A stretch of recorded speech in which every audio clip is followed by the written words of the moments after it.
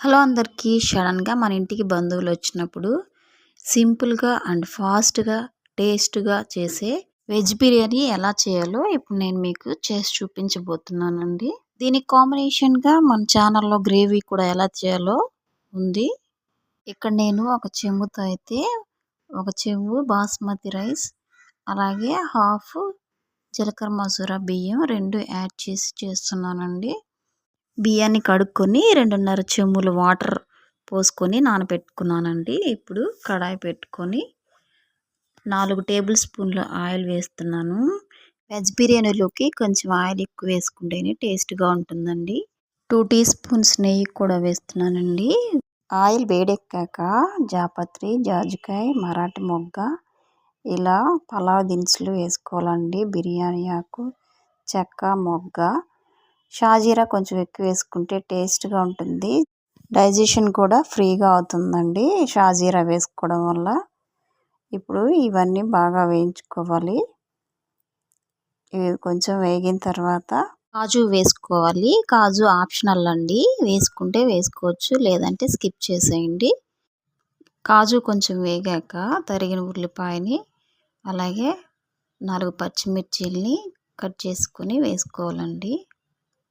ఇప్పుడు ఒక 2 నిమిషాలు వీటిని ఫ్రై చేసుకోవాలి. ఆనియన్స్ బ్రౌన్ కలర్ వచ్చేలాగా వేయించుకుంటే రైస్ చాలా టేస్ట్‌గా ఉంటుందండి. ఇప్పుడు టమోటా ముక్కలను కూడా వేసి వేయించుకోవాలి. వేగిన తర్వాత 1:30 స్పూన్ అల్లం వెల్లుల్లి పేస్ట్ వేసుకొని ఒక 2 నిమిషాలు వేయించుకోవాలి పచ్చివాసన పోయేలాగా.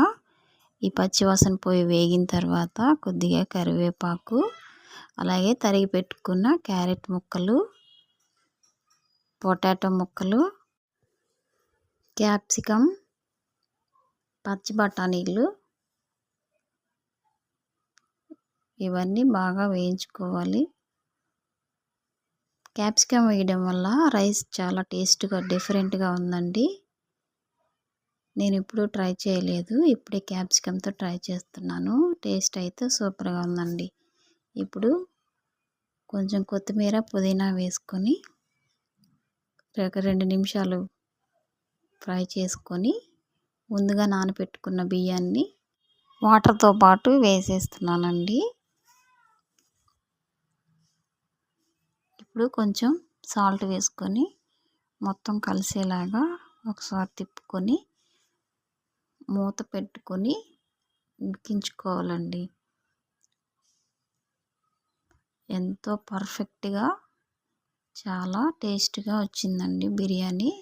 ఇదిగో చూడండి, చాలా పొడి పొడిలాడుతూ పర్ఫెక్ట్‌గా రైస్ ఉడికిందండి.